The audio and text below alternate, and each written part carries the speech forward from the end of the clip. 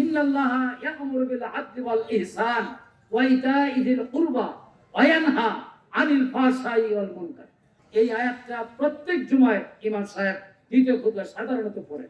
এর অর্থ কি? তোমরা সমাজ থেকে অন্যায়, অসৎ সবকিছু দূর করো, আদল আর ন্যায় বিচার প্রতিষ্ঠা করো। আমরা যদি ক্ষমতায় যাই, ন্যায় বিচার প্রতিষ্ঠা করা হবে।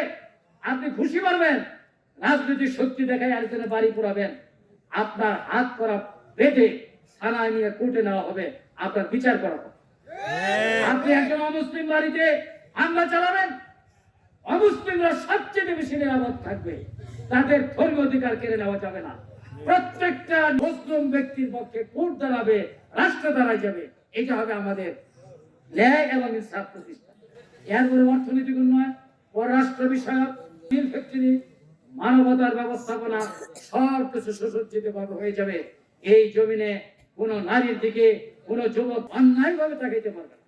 এই ব্যবস্থা করা হবে রাষ্ট্রের মাধ্যমে। আলহামদুলিল্লাহ, রাষ্ট্র ক্ষমতায় গেলে বহু কাজ এবং শান্তি আর অনাবিল শান্তিতে ভরে যাবে এই দেশ। আল্লাহ তাআলা সূরা আরাফে বলেছেন, কোন জনপদের লোকেরা যদি আল্লাহকে রব মেনে আল্লাহকে ভয় করে চলার নীতি গ্রহণ করে সেখানে যদি সৎ শাসক থাকে, আমি আসমান থেকে ওই জাতির জন্য বরকতের রহমতের বাড়ি দ্বারা ঢেলে দিব, আর জমিনকে আমি বরকতের সমস্ত কিছু খুলে দেওয়ার জন্য নির্দেশ দিয়ে দিব।